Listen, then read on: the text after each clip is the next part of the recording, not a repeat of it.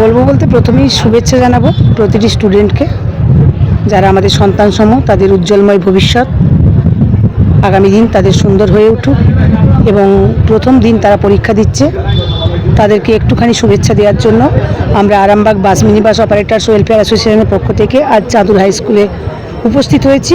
একটি করে গোলাপ, একটি করে পেন এবং একটি করে জলের বোতল আমাদের সাধ্যমতো তাদেরকে উৎসাহিত করা ছাড়া আর কিছুই নয়।